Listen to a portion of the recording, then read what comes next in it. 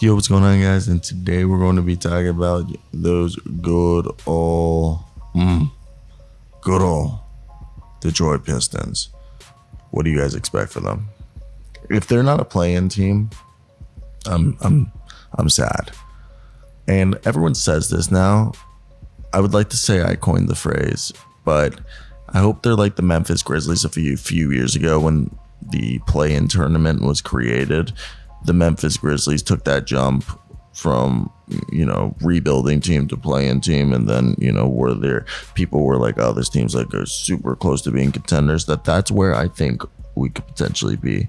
So I'm very keen to hear your guys' thoughts down below in the comment section. That's what I really do believe that they're going to be, and I think they are a team that we need to all be watching out for. So I want to hear your thoughts down below. What do you think they're going to be? I think they're going to be a 40-plus win team.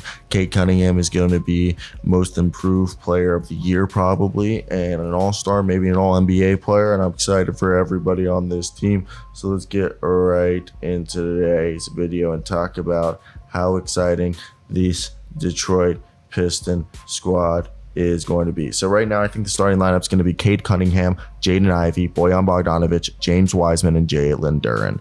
Then they're going to have Killian Hayes, Asar Thompson, Al Burks. Why did that come off weird? Al Burks, Marvin Bagley III, and Beef Stew, Isaiah Stewart as the 10-man rotation. Maybe, Monte Morris throws Killian Hayes into the doghouse and he doesn't play. And Joe Harris is probably not going to really play much. Isaiah Livers, he's probably going to play. I don't think Xavier Simpson, Stanley Umud, Buddy Boehm, Tosan, I love Tosan, or Jonte Porter are going to be on the roster. They're going to be more guys who are going to be, one of them's probably going to be on a two-way, and if I have to say, it's probably going to be Tosan, but he's probably the closest to an NBA player out of the five of those guys, but they're all going to be G League guys. And yeah, so you got two ways on Jared Rhodes and Malcolm Calzalon, who I love, and I've made so many videos on him, but in the past, not like this year, but like years ago. And the thing is they'll probably give a third one to Tosan. So then you have four guards, like point guards, and Marcus Sasser, Monte Morris, Killian Hayes, and Cade Cunningham. You have, shooting guards. You have Jaden Ivey, Asar Thompson, Joe Harris, who are two swingmans. You have Alec Burks, who can, also play, and Bojan Bogdanovic. You have like freaking four swingmans who can play shooting guard and small forwards.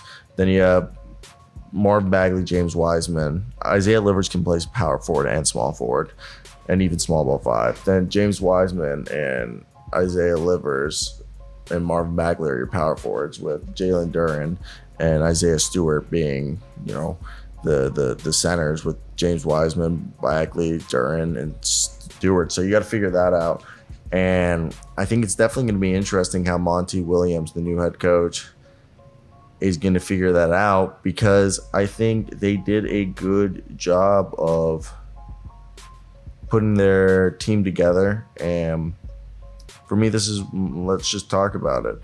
The Detroit Pistons were a team that a lot of people probably didn't have faith that they were going to be able to do it. They went 17-65. I think they're going to be a 40-win team. And I think they did a good job. They brought back, Isaiah Stewart on that 4-year, $60 million extension. Cade Cunningham is coming back off of shin surgery. And I'm excited. For me, one thing I do want to see is this is going to be a team that, yes, they might have overpaid for Monty Williams, but that doesn't go against your cap space. And Asar Thompson's a guy who can play 1 through 3. Cade Cunningham and Jaden Ivey is probably one of the most athletic backcourts. James Wiseman, Jalen Duren, Marvin Bagley, Isaiah Stewart. I think Isaiah Stewart's proven himself, so he could be the power forward. And then you just need at least Jalen Duren, James Wiseman, Marvin Bagley, at least one of them to figure it out. And then you have, your front court, and then all you got to do is find your backups. So, look, I do like this team, and this team's offensive numbers across the stats, 28th in adjusted offensive rating per Basketball Reference, and second in three-point percentage, 29th in plus minus, 26th in true shooting, 27th in effective field goal percentage. Marcus Sasser's last 2 seasons at Houston, point to three-point potential at least was like, pretty all right. So I think this is a team that you definitely have to be excited for. So I want to hear your thoughts down below. I definitely think Cade Cunningham is on his way for a breakout year. I mean, it's what everyone's been saying this past offseason, that he's in the best shape of his life, this and that, and that he looks absolutely amazing. And don't get me wrong, I bet he does. I mean, now it's got to come to fruition. We all joke around. They're either guard heavy because they have Killian Hayes, Jaden Ivey, Marcus Sasser, and Cade Cunningham. And what they also brought in, Monte Morris this offseason. So this team could be called guard, or they could be called big man. They've got Beef Stew and Marvin Bagley and Jalen Duren, just to name off a few. So this is a team that, yes, they're loaded with talent. They're capable of, last year I said it before that I thought they were going to be our surprise play-in team. It was going to be the Pistons or the Magic.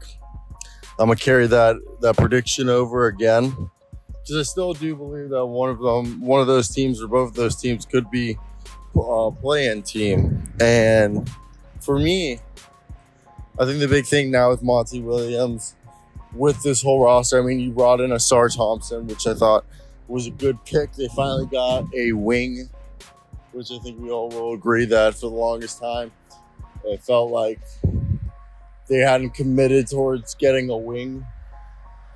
Like in the draft, it felt like they were getting guards or bigs in the draft for the last 2-3 years. But I think it's exciting because now you think Jaden Ivey, Cade Cunningham, Asar Thompson, Beef Stew, Marvin Bagley, Jalen Duren could be like the future. How bright that future is, I mean, that's up for interpretation. But I think the team's definitely better than where they were last year. I don't think they were that good of a squad in terms of depth. And, I mean, they still have Bojan Bogdanovic, who Bojan's a 20-point scorer himself. So I'm excited. I'm definitely excited to see what this team's going to do and why and what they're going to be capable of. Because for me, what I think of when I look at a squad like this is how hungry are they? Like, how much do they want it? And I think that's the only thing keeping this team from going to the next level is, are they mentally mature enough? Like, have they gotten to the point where all they care about winning now? Like, and also I think they're trying to figure out who's part of their long-term plans and who isn't, regardless of who they give an extension. I mean, I wouldn't be surprised if Killian Hayes and Bojan Bogdanovic are packaged. And, they trade for someone that they want more. But, again, that's all up for interpretation. And I do really, really enjoy what the Detroit Pistons are building out there in Detroit, because this is going to be a long, athletic team that's going to be able to guard multiple positions. They're going to beat you in transition, and they're just going to be bigger, faster, stronger. I think that's the easiest way to say is that they're going to be unfair. And I'm definitely interested to hear everyone's opinions on what might this roster look like in a year or two. I think a lot more people are going to be like, I think a lot more people are going to be surprised with how different the roster might look in a year or so, because I think they are going to be fighting the good fight, which is figuring out which of these young players actually have careers being impact winning players in the NBA. Because not everyone's a winner. And I think that's the big thing people forget. So that's where I think they're trying to figure that out next. And once they do, I think it could be smooth sailing. But besides that, I think they're just trying to figure out who they are and what they want. Because this is a team that's definitely capable of surprising people, being a lot better than what people expect from them in terms of who they'll be in a year or two. But I'm excited to say that I think Monty Williams was the right head coach to take them to that next level. And that I think they're still trying to figure out, like, how good are they really? And I do think if they can make the play-in this year, I think making the play-in this year would be way more important than if they didn't make the play-in, because there's a lot of people out here like Mr. Kate Cunningham. Like, people also feel like people forget that Kate Cunningham was the number 1 overall pick. This is a guy who I got to see him during the COVID season in person at Oklahoma State because he came to KU.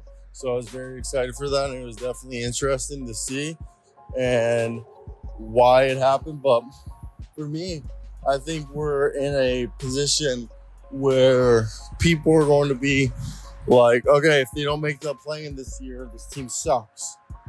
And I get that. I get that being, a rational argument. But I am curious for your thoughts. Why would this team not make the play-in? I feel like they would. Play-in's a good goal, in my opinion. I think there's a lot of other worse goals to have, but that's here nor there. Let me hear your thoughts down below in the comment section. That's going to basically be it for me today, guys. Hope you guys did enjoy it, but peace out.